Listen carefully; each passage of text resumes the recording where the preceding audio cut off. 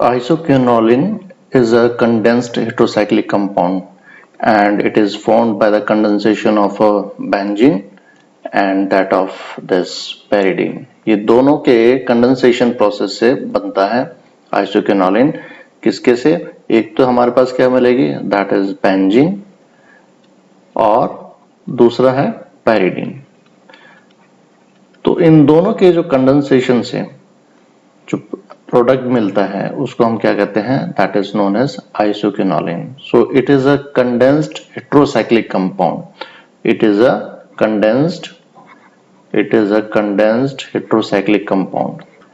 Now why this is a heterocyclic? Because यहाँ देखो कि यहाँ पर एक तो बेंजीन है, या तो सारे कार्बन और हाइड्रोजन्स हैं, लेकिन जो पेरिडीन है उसके अंदर एक हेटेरो एटम है जहाँ कार्बन को रिप्लेस करके यहाँ पर एक नाइट्रोजन है। So the hetero atom is the nitrogen that is present in this ring. So that's why it is known as heterocyclic compound and it is condensed with the benzene. So that's why it is known as the condensed heterocyclic compound. So it is the 6-member heterocyclic compound is there.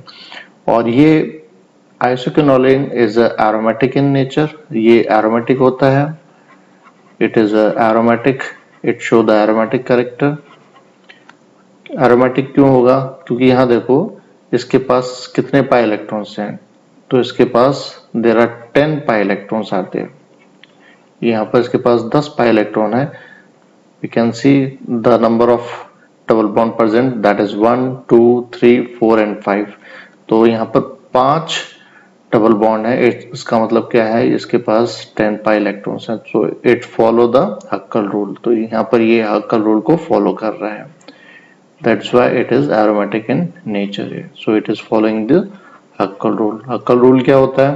That is the 4n plus 2 pi rule. That is the pi electrons. 4n plus 2 pi electrons rule को follow कर रहा है। और यहाँ पर तो there are 10 pi electrons. That's why it show the aromatic character. And it is the degradation product of many alkaloids. ये कई alkaloids में से इसको degradation process में निकलता है, ये extract करते हैं इसको, और ये as well as in coal tar, or it is found in coal tar as well as in bone oil. वहां से भी extract होता है, लेकिन ये उसके साथ होता है क्विनोलिन के साथ। जब क्विनोलिन का एक्सट्रैक्शन करते हैं तो उसके साथ आइसोक्विनोलिन भी एक्सट्रैक्ट होके आता है from coal tar and the bone oil. और मोस्टली ये है, it is the degradation product of many alkaloids. वहां से इसको एक्सट्रैक्ट कर सकते हैं। Now let discuss the method of preparation of isoquinoline. और एक इम्पोर्टेंट मेथड है that is known as Bischler Napieralski synthesis. इसको हम डिस्कस करते हैं। इसमें हमें क्या चाहिए, तो स्टार्टिंग मटेरियल हमें क्या यूज करना है, that is beta phenyl ethanamide. So because it is this alpha and this is beta, और बीटा पे क्या लगा हुआ है, एक फिनाइल रिंग लगी हुई है, और यहाँ पर ये कौन सा ग्रुप लगा है, दैट इज द अमाइड। तो ये क्या है हमारे पास, अगर हमें आइसोक्विनोलिन बनाना है तो we required starting material that is known as beta phenyl. हमें जो चाहिए होगा स्टार्टिंग में वो चाहिए हमारे को एक बीटा फिनाइल इथेनामाइड या beta phenyl ethylamide is required for the reaction. उसके बाद क्या होता है कि जब हम बीटा फिनाइल इथाइलामाइड को जब रिएक्शन करेंगे विद द POCl3, या हम इसकी जगह POCl3 की जगह और भी यूज कर सकते हैं, जैसे हम we can use PCl5 or we can use zinc chloride. So to remove this group, this carbonyl group, we required POCl3 या PCl5 या zinc chloride की प्रेजेंस में हम इसको निकाल सकते हैं। तो उससे क्या होगा, एक साइक्लिक प्रोडक्ट बन जाएगा, और उसके बाद यहाँ से इसका डिहाइड्रोजनेशन करेंगे हम, रिमूवल ऑफ हाइड्रोजन हो जाएगा, that is in presence of palladium and carbon। तो वहां पर फिर then we get the substituted isoquinoline। So this is known as the Bezier-Naprolesky synthesis। Now we discuss the mechanism of this Bacillus-Nepralis synthesis. इसमें starting material हमें क्या चाहिए? That is beta phenyl ethylamide चाहिए. तो हम इसको ले लेंगे starting material.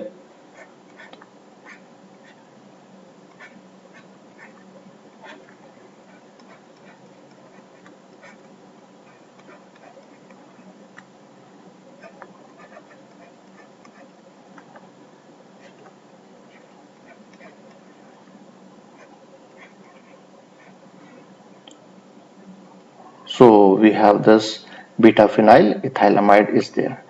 अब इसका हमारे को किसके साथ रिएक्शन कराना है? इसका हमारे को रिएक्शन कराना है POCl3 के साथ. तो POCl3 हम इसमें यूज करेंगे और POCl3 का काम है जो ये कार्बोनिल ग्रुप है इसको यहां से रिमूव करने के लिए. तो ये देखो यहां पर कैसे रिमूव करेगा.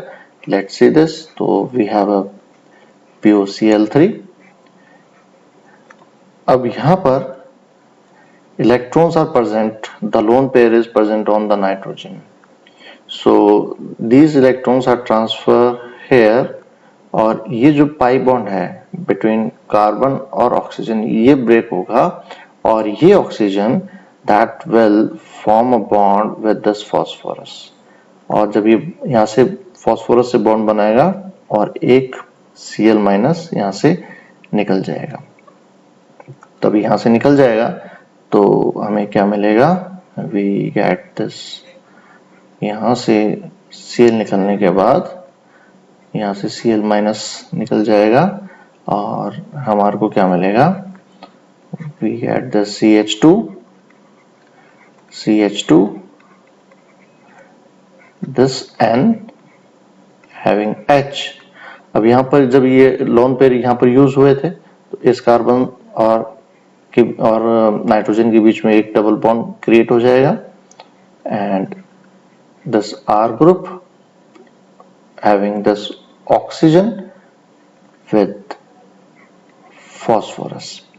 बाकी क्या है इसके साथ जो ऑक्सीजन लगा हुआ था डबल बॉन्ड वो और दो Cl एज इट इज इसके साथ लगे रहेंगे. अब यहाँ पर जैसे ही यहाँ पर कार्बन और नाइट्रोजन के बीच में डबल बॉन्ड बना तो उसके वजह से इस नाइट्रोजन के ऊपर पॉजिटिव चार्ज आ जाएगा because now it is 1 2 3 and 4 bonded. So we have this positive charge on this nitrogen atom. और नाइट्रोजन एटम क्या है? It is electronegative. तो अगर इसके पास पॉजिटिव चार्ज होगा तो इट गेट अनस्टेबल. तो जैसे ही इस पे पॉजिटिव चार्ज आएगा तो ये अपने इलेक्ट्रॉन्स वापस लेगा और जैसे ही इसने अपने इलेक्ट्रॉन्स वापस लिए तो यहाँ से ये जो बॉन्ड है फिनाइल रिंग के अंदर एक जो पाई बॉन्ड है that will break up and form the bond with this carbon. और यहाँ पर इस कार्बन से इसका बॉन्ड बन जाएगा. तो यहाँ पर क्या हो जाएगा? दैट इज द साइक्लाइजेशन हो जाएगा. अब यहाँ पर एक दोनों यहाँ से जब ये बॉन्ड बनेगा तो एक साइकिल और बन जाएगी. That will be like this. तो अब हमारे पास क्या बनेगा? वी हैव दिस और जब यहाँ से ये पाई बॉन्ड टूट जाएगा तो कुछ यहाँ एक हाइड्रोजन यहाँ पर है हमारे पास. ये पाई बॉन्ड यहाँ खत्म हो गया. ये क्या है? CH2. We have the CH2 and nitrogen will have this hydrogen. और अब इसके पास अपने ये लोन पेयर वापस आ जाएंगे और यहाँ पर साइक्लाइजेशन हो जाएगा between this ring and that carbon. तो यहाँ पर इस कार्बन और इस रिंग के बीच में साइक्लाइजेशन प्रोसेस हो जाएगी और ये R ग्रुप है यहाँ पर और दिस इज O. बाकी सारा एज इट इज लिखा जाएगा. उसको हम बाकी को ऐसे लिख लेंगे सारा. तो यहाँ पर क्या हुआ? यहाँ साइक्लाइजेशन हो गया. सो इस स्टेप में क्या हुआ है? There is a cyclization. तो अब हमारे पास एक ये कंप्लीट यहाँ पर साइकिल बन चुकी है. अब बाकी चीजों को हमें निकालना है और इसको कन्वर्ट करना है आइसोक्विनोलिन के अंदर. सो नाउ जैसे ये पाई बॉन्ड यहाँ पर टूटा था तो electrons are shifted over this carbon और इसने यहाँ पर इससे बॉन्ड बनाया है तो अब ये वाला जो कार्बन है वो क्या हो जाएगा, इलेक्ट्रॉन डेफिशिएंट हो जाएगा। तो अगर ये इलेक्ट्रॉन डेफिशिएंट होगा तो यहाँ से ये जो हाइड्रोजन है वो यहाँ से एलिमिनेट हो जाएगा और यहाँ से इलेक्ट्रॉन्स वापस इधर आ जाएंगे, जिससे कि रिंग के अंदर पाई बॉन्ड वापस क्रिएट हो जाएगा। So we get the product like this. यहाँ जो हमें मिलेगा वो होगा कुछ इस तरीके से मिलेगा।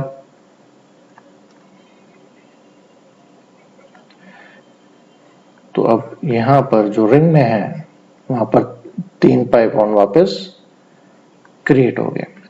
बाकी क्या बच गया, that is CH2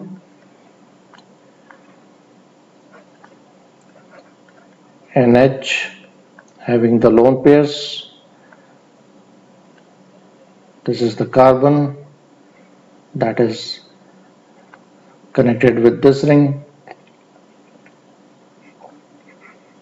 This R और बाकी O, P double bond O, Cl and Cl। तो यहाँ पर ना इस रिंग के अंदर भी वापस सारे पाई बॉन्ड बन चुके हैं। अब क्या होगा, अगेन these electrons, यहाँ पर these electrons are used to make the pi bond again between the carbon and nitrogen। कब बनेगा, जब ये वाला ग्रुप अपने इलेक्ट्रॉन्स यहाँ से इस बॉन्ड को ब्रेक करके अपने इलेक्ट्रॉन्स वापस ले जाएगा। तो यहाँ ये कार्बन इलेक्ट्रॉन डेफिशिएंट हो गया और उसी के पास में ही नाइट्रोजन के पास एक लोन पेयर प्रेजेंट है। तो that lone pair is used to form the double bond between this carbon and the nitrogen. जब ये यहाँ से निकल जाएगा तो यहाँ पर इस वाले स्टेप में एक तो H प्लस यहाँ एलिमिनेट हो चुका है और यहाँ से ये निकल जाएगा दिस रिंग and CH2 और अब यहाँ पर नाइट्रोजन इज देयर और कार्बन इज देयर और कार्बन और नाइट्रोजन के बीच में एक डबल बॉन्ड बन जाएगा और R यहाँ पर है और ये हाइड्रोजन इस नाइट्रोजन के साथ यहाँ पर लगा हुआ है। तो यहाँ क्या निकल गया, यहाँ पर जो एलिमिनेशन हो गया वो हो गया that is O minus PoCl2। इसका एलिमिनेशन हो गया, ये यहाँ से इस पोर्शन का एलिमिनेशन हो गया। तो अब हमारे पास अगेन द प्रॉब्लम इज कि इस नाइट्रोजन के ऊपर फिर एक पॉजिटिव चार्ज आ जाएगा। तो जैसे ही इस पे पॉजिटिव चार्ज आया so it will take away the electrons from this hydrogen। तो यहाँ से ये हाइड्रोजन वापस H प्लस आयन निकल जाएगा। तो we get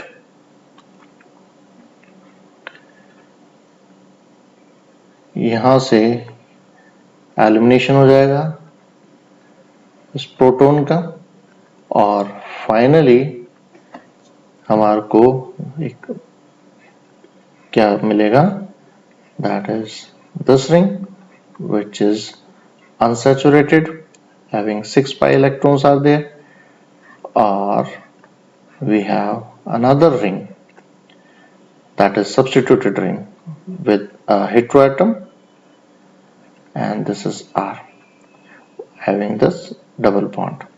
तो यहाँ पर we get this ring or this is substituted with this R group। After that हमें इसको आइसोक्विनोलिन में बनाना है तो इसको हमें क्या करना पड़ेगा, इसका डिहाइड्रोजनेशन करना पड़ेगा जिससे कि यहाँ से 2 हाइड्रोजन्स निकल जाए और यहाँ पर भी अनसैचुरेशन आ जाए और पाई बॉन्ड बन जाए। तो अगर हम इसका डिहाइड्रोजनेशन करेंगे, if we do the dehydrogenation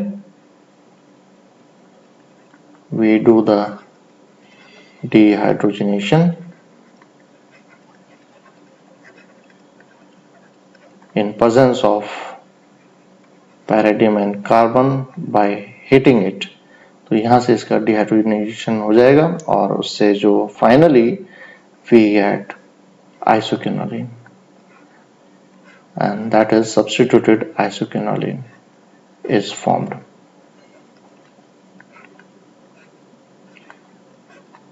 So this is the substituted isoquinoline is formed. So this is known as the Bacillus-Nepralovsky synthesis. Now we discuss the electrophilic substitution reaction of isoquinoline. जैसे quinoline और indole electrophilic substitution reaction पे जाते हैं, वैसे ही isoquinoline भी electrophilic substitution reactions देता है। तो यहाँ ये सिंपल नाइट्रेशन है, सल्फोनेशन है एंड ब्रोमिनेशन है। तो मेन जो इंपॉर्टेंट बात में ध्यान में रखनी है यहाँ पर कि जो इलेक्ट्रोफिलिक सब्स्टिट्यूशन रिएक्शन होता है that takes place at position number 5 and position 8।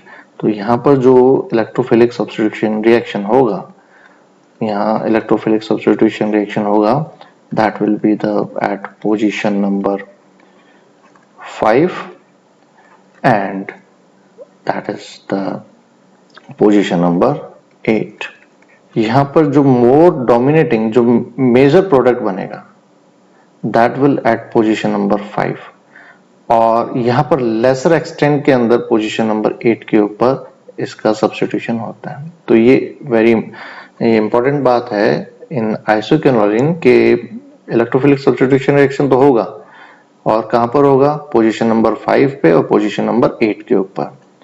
लेकिन जो पोजीशन नंबर 5 के ऊपर है वहां पर mainly the substitution reaction will take place, जबकि पोजीशन नंबर 8 पे the electrophilic substitution reaction take place at lesser extent. Now one thing that is the numbering, that is this is 1, this is 2, this is 3, this is 4, 5, 6, 7 and 8। because isoquinoline में hetero atom से numbering start नहीं होती है, numbering यहाँ से start होगी और जो N है नाइट्रोजन है उसको हमेशा नंबर 2 मिलेगा in isoquinoline. It is the exception case, ये रेयर एक्सेप्शन है कि आइसोक्विनोलिन में हेटेरो एटम से नंबरिंग स्टार्ट नहीं होती है। So this is our 5th position. ये कौन सी पोजीशन है, ये है हमारी 5th पोजीशन and this is the 8th position. ये this is the 8th position. तो जो भी इलेक्ट्रोफिलिक सब्स्टिट्यूशन रिएक्शन होगा वो पोजीशन नंबर 5 पे मेजर प्रोडक्ट बनाएगा। यहाँ मेजर प्रोडक्ट बनेगा, अगर हम बात कर रहे हैं यहाँ पर नाइट्रेशन की, तो we get this NO2 group that will be at position number 5 और 8 पोजीशन पे भी NO2 ग्रुप लगेगा, नंबर 8 पे भी लगेगा, but the product will be very less, तो it will be the minor product. यहाँ पर माइनर बनेगा एट पोजीशन नंबर 8। तो नाइट्रेशन हम किससे कराते हैं, that is the concentrated H2SO4 and concentrated HNO3। जब इन दोनों का मिक्सचर से नाइट्रेशन होगा तो NO2 ग्रुप जो इलेक्ट्रोफाइल है दैट इज NO2+, वो कहाँ लगेगा, पोजीशन नंबर 5 पे या पोजीशन नंबर 8 पे। तो मेजर कहाँ है, that is at the position number 5। दूसरा है sulphonation, that is in presence of H2SO4 plus SO3 और heating, that is known as oleum. तो अगर हम इसका सल्फोनेशन कराते हैं तो अगेन मेजर प्रोडक्ट जो बनेगा वो कहाँ बनेगा, एट पोजीशन नंबर 5 पे और माइनर एट पोजीशन नंबर 8 के ऊपर हमारे को प्रोडक्ट मिलेगा। ठीक है, तो ये क्या बनेगा, ये हमारे पास है that is isoquinoline 5 sulphonic acid and this is isoquinoline 8 sulphonic acid और ये क्या है, माइनर। ये हमारे पास है, ये है 5 nitro isoquinoline and this is 8 nitro isoquinoline is there. So we get the major product at the, again we get the major product or at 5 position and this is at minor तो यहाँ हमारे को कम yield मिलेगी at position number 8। Now this is important, अगर हम इसका halogenation कराते हैं और यहाँ पर भी if we do the bromination, अगर यहाँ पर हम इसका ब्रोमिनेशन करा रहे हैं तो ये थोड़ा सा अलग है। जब इसका ब्रोमिनेशन करा रहे हैं इन प्रेजेंस ऑफ CCl4 तो जो ब्रोमीन लगेगा वो पोजीशन नंबर 4 को ऑक्यूपाई करेगा। सो this is number 1, this is 2, this is 4, 3 and this is 4। तो जो ब्रोमिनेशन होता है वो पोजीशन नंबर 4 पे लगता है, ना कि 5 या 8 को ऑक्यूपाई करता है। सो दिस इज इम्पोर्टेंट कि अगर हमें आइसोक्विनोलिन का ब्रोमिनेशन कराना है तो जो ब्रोमीन लगेगा वो पोजीशन नंबर 4 पे लगेगा, ना कि वो 5 या 8 पे लगता है। अब मेन बात ये है कि जितना भी हम इलेक्ट्रोफिलिक सब्स्टिट्यूशन रिएक्शन कर रहे हैं वो बेंजीन रिंग के ऊपर ही सारा सब्स्टिट्यूशन हो रहा है, ना कि इस पेरिडीन रिंग के ऊपर। ऐसा क्यों होता है? Because electrophilic substitution reaction take place in benzene ring, and that is due to the electron withdrawing effect of ring। अगर हम पेरिडीन की बात कर रहे हैं तो यहाँ पर क्या है, एक हेटेरो एटम लगा हुआ है nitrogen, there is a nitrogen, so it is इसका नेचर क्या है, because it is electronegative, more electronegative than the carbon, तो it has a electron withdrawing effect. तो when it has a electron withdrawing effect तो what happen, यहाँ इसकी जो pyridine ring है जैसे कंडेंस हुआ है तो वहां पर क्या करेगा, ये यहाँ पर ये इतना इलेक्ट्रॉन रिच नहीं होगा, क्योंकि electron density will take by this heteroatom, that is nitrogen. So electrons are not present easily at this pyridine ring, जबकि यहाँ क्या पर है, जो फ्यूज्ड बेंजीन रिंग है is relatively more electron rich।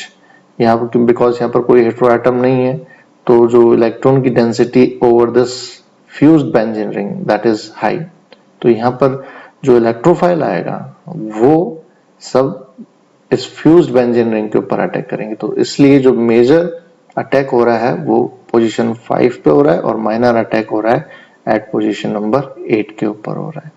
तो और इसकी वजह से ही जो आइसोक्विनोलिन है that required less vigorous condition than that of the pyridine, क्योंकि अगर pyridine का हम इलेक्ट्रोफिलिक सब्स्टिट्यूशन रिएक्शन कराते हैं तो वहां में विग्रस कंडीशन चाहिए, और लेकिन यहाँ पर आराम से हो जाता है बिकॉज जो भी इलेक्ट्रोफाइल आ रहा है वो इस फ्यूज्ड बेंजीन रिंग पे आ रहा है, ना कि इस pyridine रिंग पे आ रहा है। तो pyridine रिंग जो फ्यूज्ड हुई है उसमें इलेक्ट्रॉन डेंसिटी कम है, लेकिन जो फ्यूज्ड बेंजीन रिंग है वहां इलेक्ट्रॉन की डेंसिटी ज्यादा है।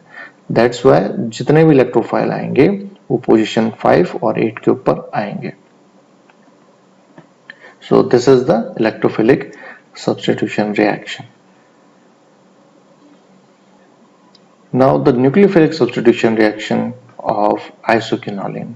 अब यहाँ देखो, अभी हमने डिस्कस किया था कि जो फ्यूज्ड pyridine रिंग है वो इलेक्ट्रॉन वो इतने उसमें इलेक्ट्रॉन रिच नहीं है, क्योंकि जो नाइट्रोजन हेटेरोएटम है उसकी जो having the capacity to withdraw the electrons, उसका इलेक्ट्रॉन विड्रॉइंग इफेक्ट है रिंग के अंदर ऑफ नाइट्रोजन की वजह से, तो that is not so electron rich. तो अब यहाँ जो न्यूक्लियोफाइल हम बात कर रहे हैं, तो न्यूक्लियोफाइल क्या है, ऑलरेडी इलेक्ट्रॉन रिच स्पीसीज जो होगी वो कहाँ अटैक करेगी, वो अटैक करेगी इस pyridine रिंग के अंदर, वो अटैक करेगी इस pyridine रिंग में। जबकि इलेक्ट्रोफाइल कहाँ अटैक कर रहा था, वो कर रहा था फिनाइल रिंग या जो फ्यूज्ड बेंजीन रिंग है उसके अंदर। अब यहाँ जितने भी न्यूक्लियोफिलिक सब्स्टिट्यूशन रिएक्शन होंगे that will take place at position number 1। Position number 1 के ऊपर अटैक होगा, जो न्यूक्लियोफाइल आएगा वो पोजीशन नंबर 1 पे आएगा। तो 1 पोजीशन इज दिस इज 2, 3, 4, 5, 6, 7 और 8। तो न्यूक्लियोफाइल जो भी न्यूक्लियोफाइल होगा उसका अटैक कहाँ होगा, इस कार्बन के ऊपर। यहाँ पर this is the carbon number 1, तो यहाँ पर इसका अटैक होगा। तो सबसे पहले इसका जो रिएक्शन हम कराए हैं विद NaNH2 और इसको हीटिंग कराएंगे तो यहाँ जो न्यूक्लियोफाइल जनरेट होगा वो कौन सा होगा? That will be the NH2, that will be the nucleophile. तो यहाँ पर इसकी first position that is the this carbon, वहां पर ये जाके लग जाएगा। So it form the 1 amino isoquinoline, it form the 1 amino isoquinoline is formed. और अगर हम इसको ग्रिग्नार्ड रीजन के साथ रिएक्शन कराते हैं तो यहाँ पर जो न्यूक्लियोफाइल बनेगा that will attach with position number 1 here. तो यहाँ पर जो we are using the C2H5, the Grignard reagent we are using is C2H5 MgBr. So this is the metal, magnesium is the metal, so this is the positive part and this is the negative part. तो this negative part, तो ये क्या है? This is the nucleophile. तो ये जो nucleophile है that will goes to this carbon number 1. So we get this product that is 1-ethyl isoquinoline. This is the ethyl group is there at position number 1. So it is the 1-ethyl isoquinoline. And what is this? ये है हमारे पास amino group, तो इसका prefix हो जाएगा कहां पर है? ये है कार्बन नंबर 1 पे, तो that will be the 1-amino isoquinoline. So this is the nucleophilic substitution reaction in isoquinoline. Reduction of isoquinoline. यहाँ पर we have 3 different type of reduction of isoquinoline. तो इस फर्स्ट केस के अंदर यहाँ क्या है? We are using the sodium in presence of liquid NH3. तो यहाँ सबसे पहले जो रिडक्शन हुआ है वो हुआ है कार्बन नंबर 1 और नाइट्रोजन के बीच में। तो this is suppose number 1 and this is 2। तो जो हाइड्रोजनेशन हुआ है वो हुआ है कार्बन 1 और 2 के बीच में। तो यहाँ पर जो अनसैचुरेशन था, जो डबल बॉन्ड था, वहां पर ये खत्म हो गया। तो ये किसकी प्रेजेंस में हुआ है? That is presence of sodium in presence of liquid NH3। तो यहाँ पर जो सबसे पहले जो इसके साथ जो प्रोडक्ट बनेगा that will be this, and this is known as 1,2 dihydro isoquinoline. तो यहाँ पर इसको क्या कहेंगे हम? 1,2, that is 1,2 dihydro. This is 1,2 dihydro isoquinoline. Isoquinoline is formed. यहाँ पर 1 और 2 है तो इसलिए इस पे 1 और 2 डाइहाइड्रो, यहाँ पर 2 हाइड्रोजन और लग गए, that's why it is known as 1,2 dihydro isoquinoline. Second, when we reduced it by metal tin and in presence of HCl, तब यहाँ जो दूसरा अनसैचुरेशन था और यहाँ पर दोनों अनसैचुरेशन जो कार्बन नंबर 1 पे था, this is 1, this is 2, this is 3, 4, 5, 6, 7 और 8। तो यहाँ जो रिडक्शन हुआ है वो हुआ है कार्बन 1 और यहाँ नाइट्रोजन जो नंबर है 2 और 3 और 4 के बीच में। तो यहाँ पर वी कैन सी जो अनसैचुरेशन था वो खत्म हो गया और इट इज नाउ सैचुरेटेड। तो यहाँ पर हाइड्रोजन और लग गए हैं, तो एक्स्ट्रा हाइड्रोजन यहाँ पर इसका हाइड्रोजनेशन हो जाएगा और ये कुछ इस टाइप से इसका हाइड्रोजनेशन हो जाएगा, यानी ये रिड्यूस हो गया। तो यहाँ पर रिडक्शन कहाँ हुआ? 1, 2 पे एंड 3 एंड 4 पे। तो इसका क्या नाम हो जाएगा? इसका नाम हो जाएगा दैट विल बी, कहाँ का रिडक्शन हुआ है? That is 1, 2, 3 and 4, 3 and 4। तो यहाँ पर कितने हाइड्रोजन्स लगे? तो यहाँ पर लगे 4। तो we write this is tetra, that is tetrahydro, that is tetrahydro isoquinoline, isoquinoline is formed. तो यहाँ पर जो रिडक्शन हुआ है वो carbon 1, nitrogen 2, this carbon and this carbon, 1, 2, 3 and 4. तो that's why it is 1, 2, 3, 4 tetrahydroisoquinoline. तो यहाँ पर जब हम लिक्विड अमोनिया के साथ सोडियम यूज कर रहे हैं या एसएन के साथ HCl यूज कर रहे हैं, तो यहाँ जो रिडक्शन हो रहा है वो केवल इस पेरिडीन रिंग का हो रहा है, इस फिनाइल रिंग में या फ्यूज्ड बेंजीन रिंग में कुछ भी नहीं हो रहा। लेकिन अगर हम कैटालिटिक रिडक्शन करते हैं, if we use the metal that is platinum, इसका कैटालिटिक रिडक्शन करते हैं, तो सभी जितना भी अनसैचुरेशन था दोनों रिंग के अंदर वो सारा खत्म हो जाएगा। तो अब ये जो है it form the octa hydro isoquinoline, तो इसको हम क्या कहेंगे, octa. This is known as octa hydro, this is known as octa hydro isoquinoline, this is octa hydro isoquinoline is formed. तो हमारे पास यहाँ जो रिडक्शन हुआ है वो सभी अनसैचुरेशन को खत्म कर देगा और दोनों रिंग के अंदर ये जाएगा।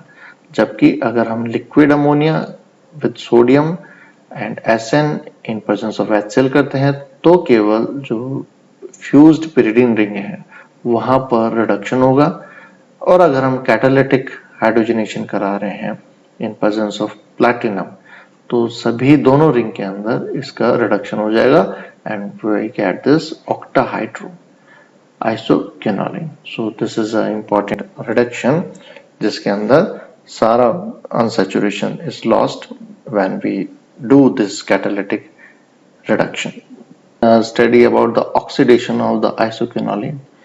तो अगर हम इसका ऑक्सीडेशन कराते हैं ऑफ दिस आइसोक्विनोलिन, अगर हम इसका ऑक्सीडेशन कराएं suppose in presence of alkaline KMnO4, if we use alkaline KMnO4 तो ये टूट जाएगा दो अलग अलग प्रोडक्ट्स में, एक है phthalic acid and another one is cinchomeronic acid, इसके अंदर ये ब्रेक हो जाएगा।